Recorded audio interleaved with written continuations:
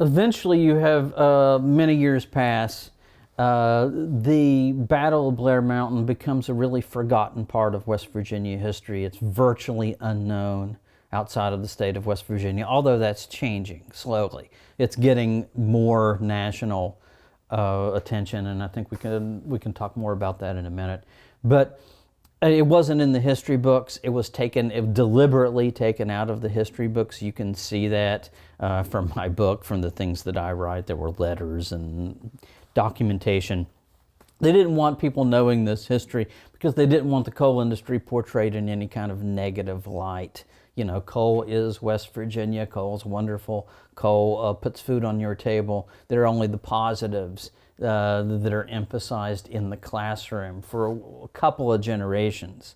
And it's not until, there's a few books written about it in the late 80s and 90s. It gets a little bit of attention. But it really is the industry's, in their exuberance to destroy the place, that they actually created a backlash that ultimately backfired on them. And what I mean by that is they were going to blast the battlefield using mountaintop removal mining, and also they were going to blast a portion of the battlefield in an area called Camp Branch to make room for a 7,000-foot runway for the Air National Guard, for them to use, C-130s and a drop zone and anti-terrorist training and various other things. So it wasn't just the coal industry, but the military-industrial complex also that's going after this battlefield. Okay, important things, okay? Because if there's anything, West Virginians have a kind of a reputation of being very pro-coal. They're also pro-military.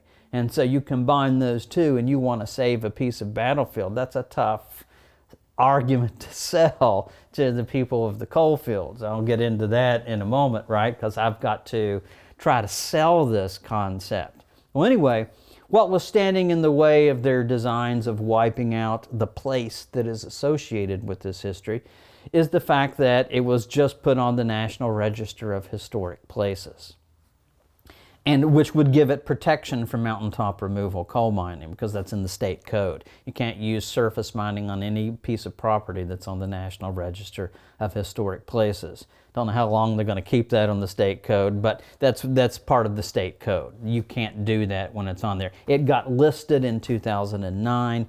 The coal industry immediately sued. Blankenship himself allegedly threatened to sue every member of the State Historic Preservation Office, more popularly known as SHPO, if they don't take it off. And the coal industry then submitted a landowner list of landowners in this area. You're talking about 12 miles of ridge lines, and aside from several major landowning companies, you also have somewhere in the neighborhood of 78 to 80 other small landowners, people that just own an acre or two. Well, according to federal law, if more than half of the landowners on a historic site object, they can get something removed from the National Register or keep it off the National Register of Historic Places. Well, the coal industry gives a list of landowners that have objected to the listing.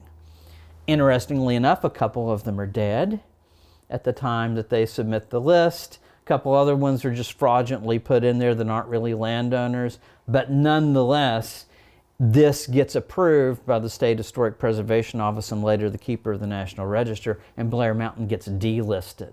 Now it's vulnerable again. Now they can go ahead with their plans of mining the coal. And by the way, the coal underneath the Adkins Fork, one of the surface mines, the one that was on Blair Mountain proper, according to that permit, there was, according to market prices at the time, it was about $200 million worth of coal.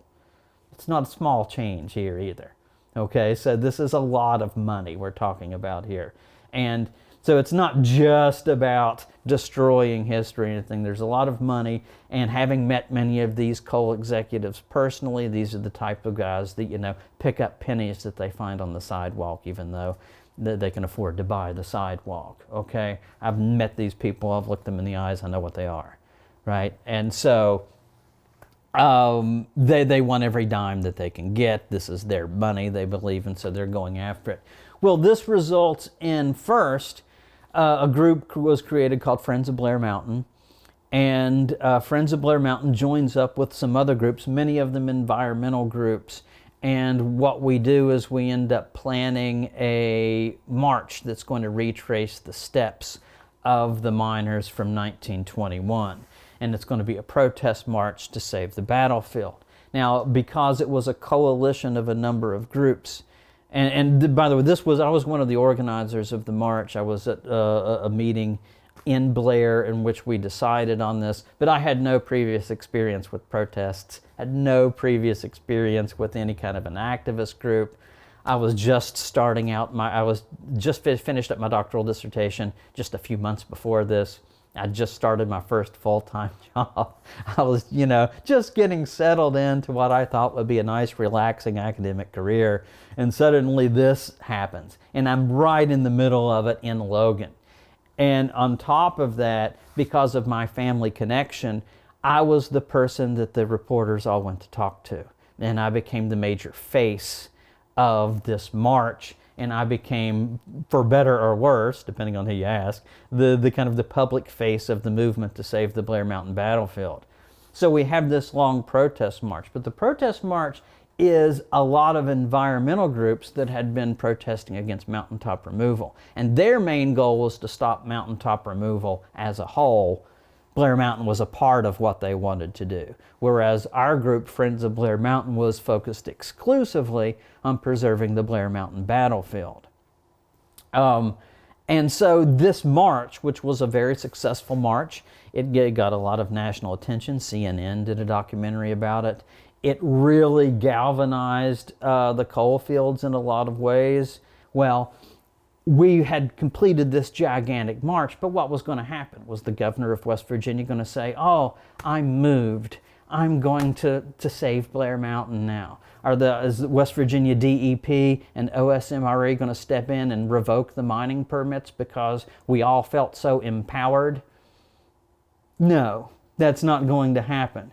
So, and even though the protest itself was, as protests go, a rousing success, certainly everybody was kind of walking on cloud nine when it was over with. As soon as I was walking down Blair Mountain on Route 17 with my best friend, and he and I were discussing it, we immediately thought, okay, we did this, but it hasn't really moved the needle any. It's what raised awareness, but that didn't necessarily move people over to our side, because a lot of the locals were under the impression that this was more of an environmental march than something to preserve the history. So we were going to have to change that public perception and come up with a long-term strategy that's not going to depend on protests. Now, not everybody agreed with me on this. There were a lot of people in the environmental community and even within our own organization that did not agree with me at all, that said the only way you're going to beat the coal industry is we're going to have to tie ourselves to trees, or we're going to have to do direct action, we're going to have to do civil disobedience,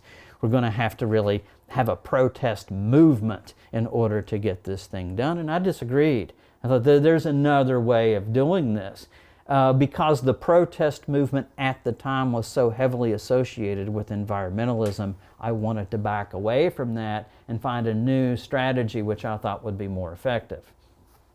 Part of that strategy was building a coalition of groups that was a little different from the coalition that took part in the protest. Anyway, so ultimately we took this long-term strategy. One strategy was building this coalition between the industrial unions, the United Mine Workers, the AFL-CIO, and between environmental groups that had the legal power, the Sierra Club being mainly among them, and then among big national preservation groups like the National Trust for Historic Preservation. So we had to approach these groups and say, we need you all to come together on this issue.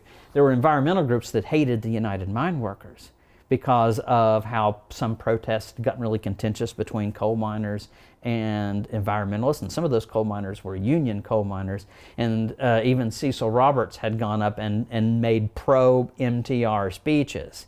And so a lot of environmentalists had no trust for the industrial unions and their leadership, whereas there were a lot of union workers that had absolutely no trust for the environmentalists. Now, this fragmentation on the left paves the way for other political movements to really come in and dominate, I might say.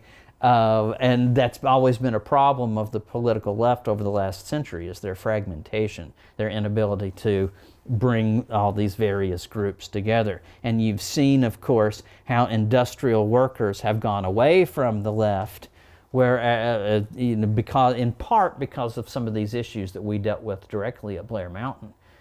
I'll remind people, you remember the Dakota Access Pipeline that was a big issue on the left, right?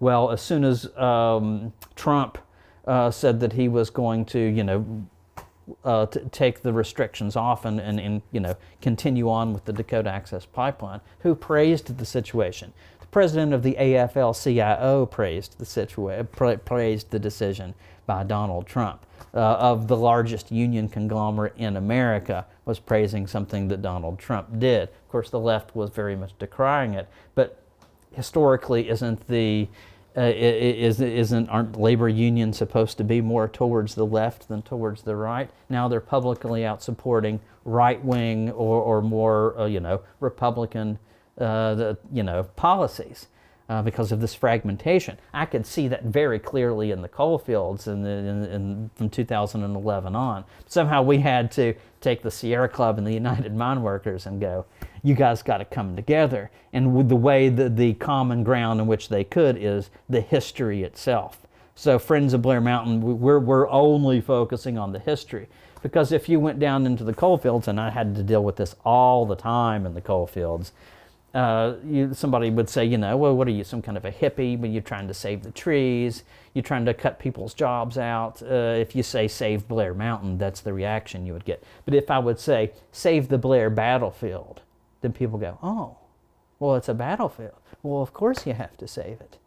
Just that one word made a lot of difference. And so we had to, first of all, build a coalition that could effectively hold them down legally until we made progress. And then we had to win over the people in coal country of what we were doing and that this was the right thing to do, which we did. And the Mine Wars Museum is a part of that effort to win over the locals.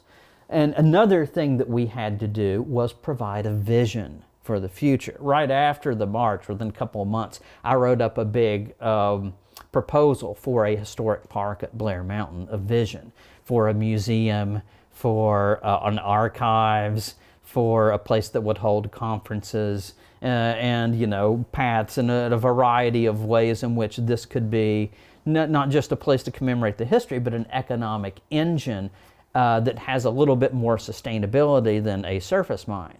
And we threw that vision out there. And that vision, almost everything that we laid out in that vision in 2011 has kind of come true in the form of the Mine Wars Museum, except for stuff at Blair Mountain, which the industry still owns. But we were able to win over public opinion over time.